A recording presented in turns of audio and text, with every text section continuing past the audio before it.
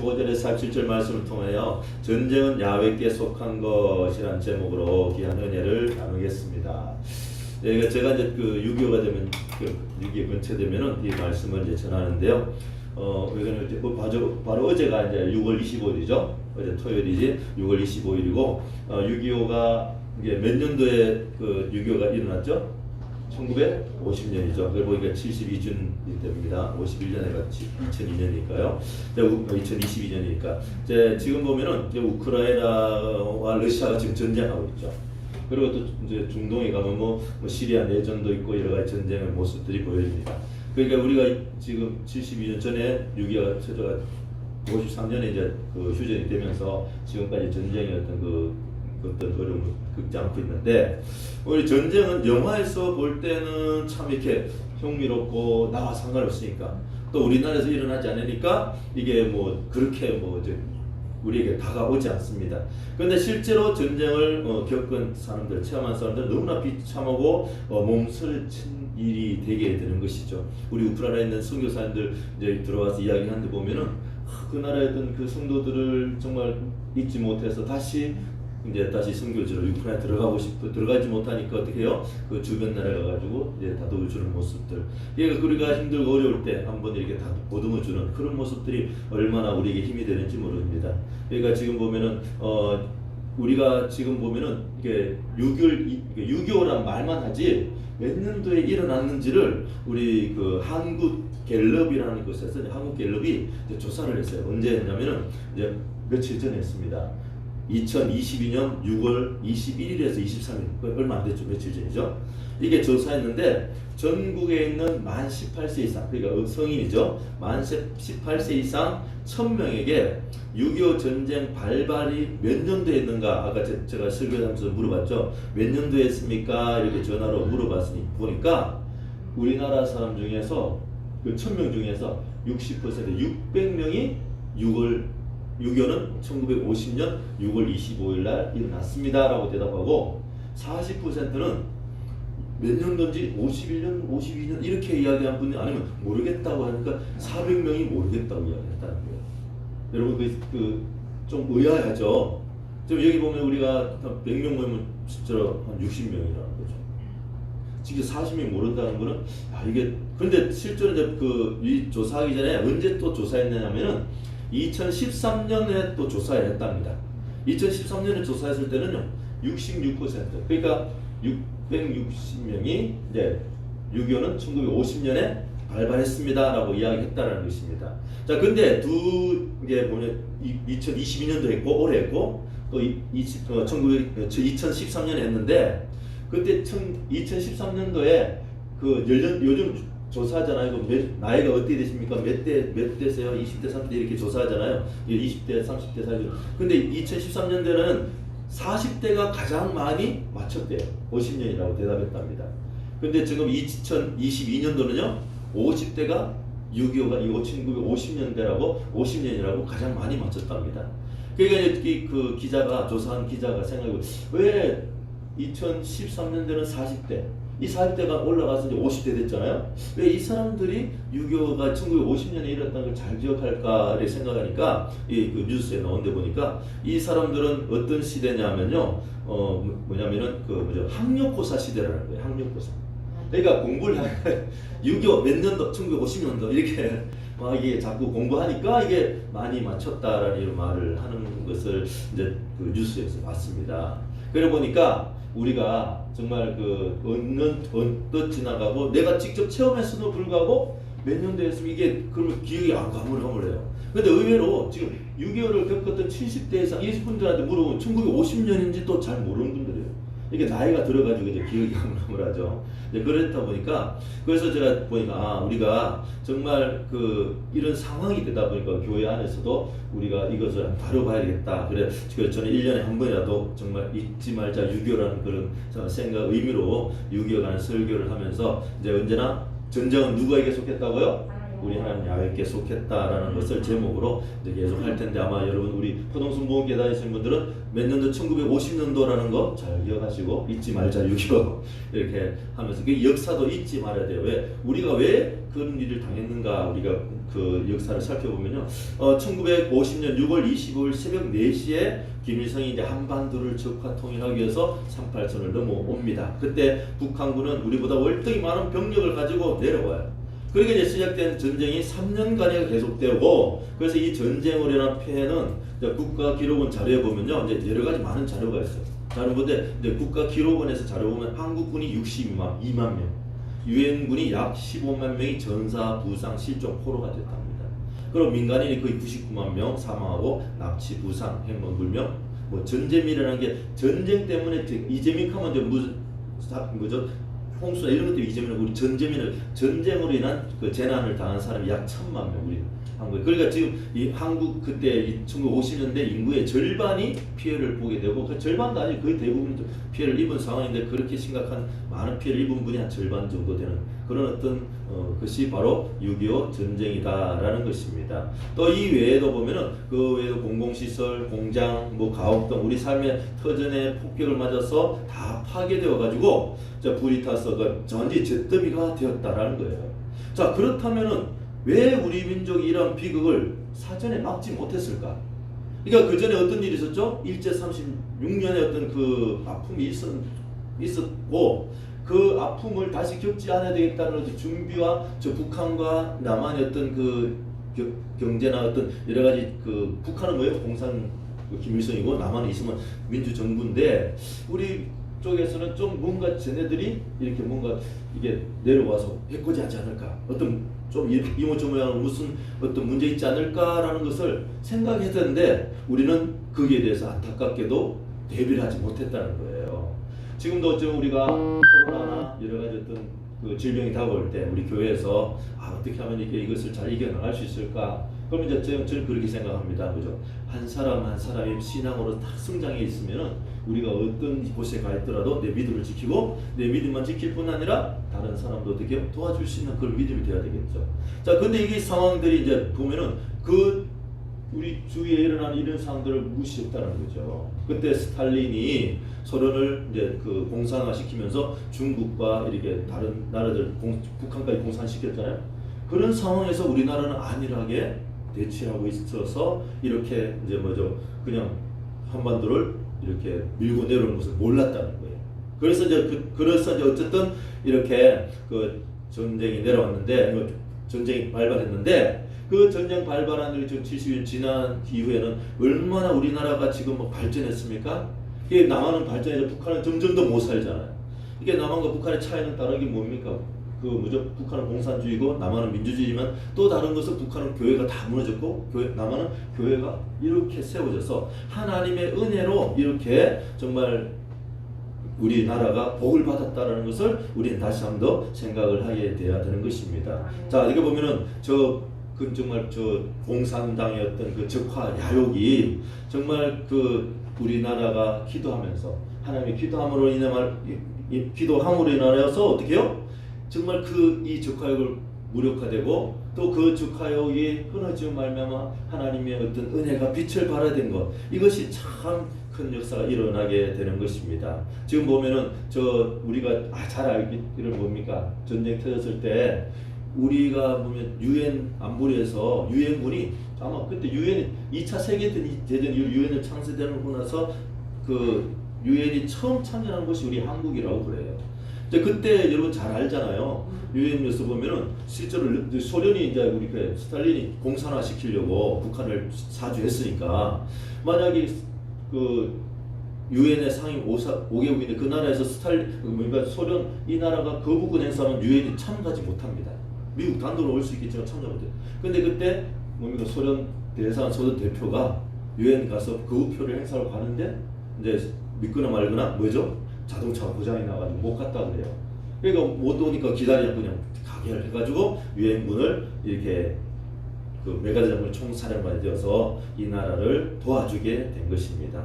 이렇게 유엔군이 어떻게 한국군을 지원하리라고는 미처 김일성은 생각지 못하고 이렇게 전쟁 이제 끌다 보니까 하나님께서는 이제 이 나라를 지키기 위해서 어떻게 이상만 대통령을 세워서 이상만 대통령이 이제 뭐 잘하고 못하고 이런 많은 부분 있겠지만 이상만 대통령이 어떻게 그 부산에서 피난하면서 그때 부산에 있는 그 공간 이제 그 경남도청에서 모든 교회 목사님들 모아가지고 지금 이 나라를 위해서 기도합시다. 이제 끝나고 발표한 지 얼마 안 돼가지고 낙동강 전선까지 밀렸잖아요.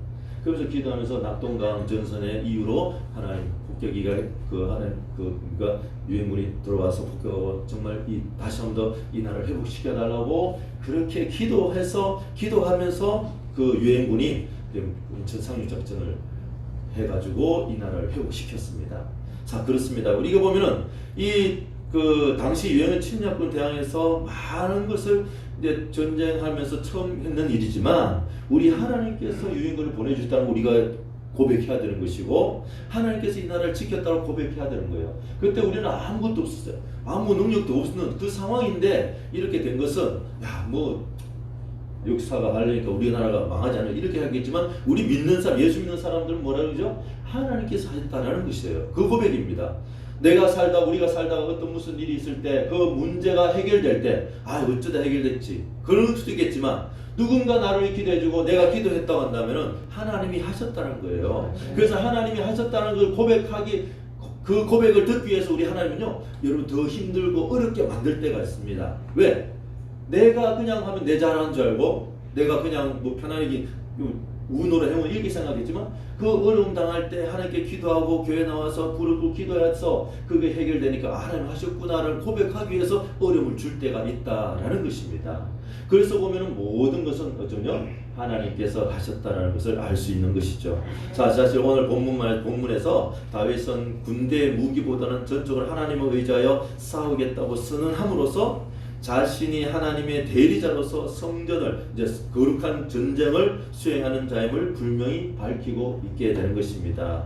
자, 왜 전쟁이 하나님께 속해 있습니까? 칼과 창과 단창이 많고 적음이 아니라는 것을 말해주기 위해서 그렇다라는 것이죠. 다시 한번 본문 말씀 우리 한번 읽어볼까요? 사무엘상 17장 45절에서 47절 말씀 시작. 다윗이 블레셋 사람에게 이르되 너는 칼과 창과 단창으로 내게 나오거니와 나는 만군의 야훼의 이름 곧 내가 모욕하는 이스라엘 군대의 하나님의 이름으로 내게 나아가노라. 오늘 야훼께서 너를 내 손에 넘기시리니 내가 너를 쳐서 내 목을 베고 블레셋 군대의 시체를 오늘 공중의 새와 땅의 들짐승에게 주어 온 땅으로 이스라엘의 하나님이 계신 줄 알게 하겠고 또 야훼의 구원하심이 칼과 창에 있지 아니함을 이 무리에게 알게 하리라. 전쟁은 야훼에게 속한 것인즉 그가 너희를 우리 손에 넘기시리라. 아멘. 자, 이거 보면은 이 다윗이 이런 고백을 했다 할 때 보면은 뭔가 믿는 구석이 있으니까 뭔가 이렇게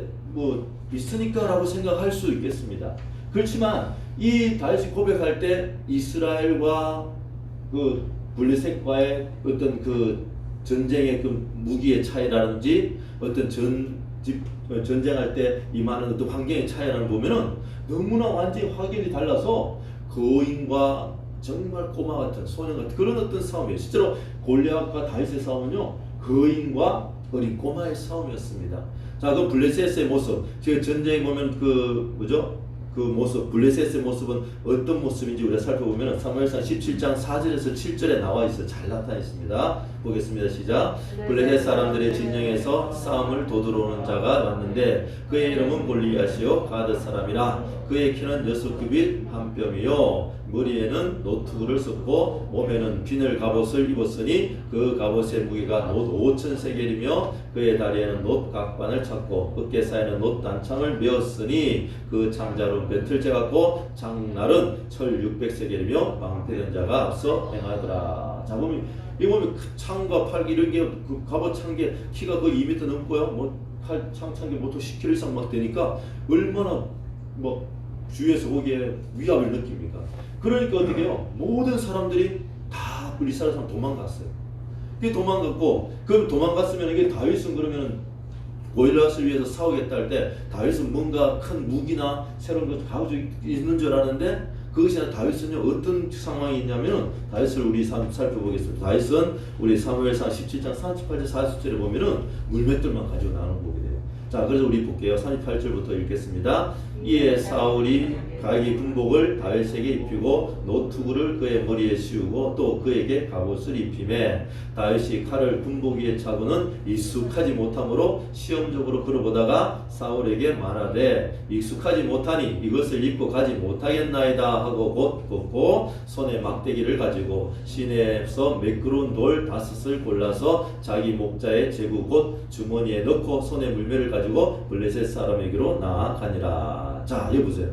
자, 지금 뭐죠? 골리앗과 다윗의 싸움인데 골리앗은 어떻게 해요? 10kg 상대는 창을 메고 방패를 가지고 이렇게 그렇게 막 녹각반을 차고 이렇게 완전 온몸을 어떻게 해요? 갑옷을 가지고 중무장하고 나오는 사람하고 그냥 막대기와 물매를 들고 싸우는 사람하고 여러분 누구에게 이렇게 뭡니까? 그러니까 요즘 보면 많은 사람들이 그러잖아요. 투자를 하면 어느 누구에게 투자하겠습니까? 누구에게 이기겠다고 하겠습니까? 다 골리앗이잖아요. 그런데 다윗이 이길 거라 상상하지 않지 않습니까? 자, 이런 싸움이었다는 것입니다. 이런 싸움에서 우리가 보면은 다윗은 어떻게 해요? 이제 보면은 사실 그 다윗은 좋은 무기를 가질 수 있었어요. 이스라엘 왕에게만 주는 사울의 어떻게 해요? 군복과 투구와 갑옷을 입을 수 있었습니다. 그런데 다윗은 어떻게 해요? 벗어버렸어요. 왜? 이게 내 몸에 맞지 않냐니까. 우리가 보면요, 어떨 때는 저것이 화려하고 저것이 뭐 좋을 것 같은데 보면은 내 몸이 맞지 않냐면 나에게 아무 걸림돌이 된다는 것입니다. 그래서 보면은 성도 여러분 다른 사람이 뭔가 잘 되고 다른 사람이 뭔가 좋은 거 여러분 어떻게 해요? 부러워하지 마세요. 그것이 내게 있다 할지라도 나는 그것이 어떻게 걸림돌이 되면 그것 때문에 내가 멸망하고 넘어질 수 있다라는 것입니다. 나에게 맞는 것, 나에게 가장 좋은 것이 있을 때 그것이 나에게 가장 좋은 무기가 돼요. 이게 그래서 다윗은 이런 좋은 무기지만, 근데 사람들이 봤을 때는 어땠어요? 골리앗과 다윗을 비교했을 때 다윗은 내게 가장 맞는 무기고 하나님 함께하지만 사람들 볼 때는 어디 골리앗이 더 이길 것이다라는 착각을 할 수밖에 없다라는 것입니다. 그렇지만 전쟁의 승리는 어떻게 된다고요? 다윗은 하나님으로 나아갈 때 골리앗이 쓰러지는 역사가 일어나게 되는 것입니다. 우리 사무엘상 17장 48절에서 52절 같이 한번 읽어볼게요. 블레셋 사람이 일어나 다윗에게로 마주 가까이 올 때에 다윗이 블레셋 사람을 향하여 빨리 달리며, 이때는 이전에 이제 우리 본 말씀이 여기 47절까지요. 나는 망군의 야이로 나간다고 그렇게 나아가지 않습니까? 그때 49절에 손을 주머니에 넣어 돌을 가지고 물매로 던져 블레셋 사람의 이마를 치매 돌이 그의 이마에 박히니 땅에 엎드러지니라. 자, 물매로 이제 골리앗을 이깁니다. 그러면서 50절에 다윗이 같이 물매와 돌로 블레셋 사람을 이기고 그를 쳐 죽였으나 자기 손에는 칼이 없었더라. 그래서 보니까요, 다윗이 달려가서 블레셋 사람의 발로 사람을 밟고 그의 칼로 그 칼집에서 빼내어 그 칼로 그를 죽이고 그의 머리를 베니 블레셋 사람들이 자기 용사의 죽을 보고 도망하는지라. 그래서 이스라엘과 유대 사람들이 일어나서 소리 지르며 블레셋 사람들을 쫓아가 가이와 에그론 성문까지 이르렀고 블레셋 사람들의 부상자들은 사마리아에 가는 길에서부터 가드와 에그론까지 엎드려졌더라 라고 말씀하고 있습니다. 자, 그래 보면은 지금 누가 보더라도 어떻게 해요? 골리앗이 이길 싸움을 어떻게 다윗이 이기게 되었다는 것입니다. 자, 우리는 이 땅에 살아갈 때 보면은 어쩌면 우리는 힘들고 어렵고 6.25 전쟁 때 북한과 남한의 군사를 비교하고 모든 걸 비교할 때 남한이 절대적으로 정말 열악했습니다. 그 열악했는데 사람의 힘으로는 어떻게 할 수가 없었는데 우리 하나님께서 유임을 보내준 거 아닙니까? 여러분의 삶 가운데서 정말 내가 힘들고 어렵고 어찌할 수 없는 상황에서 사람은 나를 도울 수 없다고 고백할 때 누가 여러분을 도와주신다고요? 하나님께서 여러분을 도와주실 줄 믿습니다. 자, 그렇게 도와주겠다고 말씀하시는 분이 바로 우리 예수님이라는 거예요. 우리 예수님이 요한복음 16장 32절에 33절에 이렇게 말씀하고 있어요. 자, 같이 한번 한 목소리 읽겠습니다. 시작. 보라, 너희가 다 각각 제 곳으로 흩어지고 나를 혼자 둘 때가 오나니 벌써 왔도다. 그러나 내가 혼자 있는 것이 아니라 아버지께서 나와 함께 계시느니라.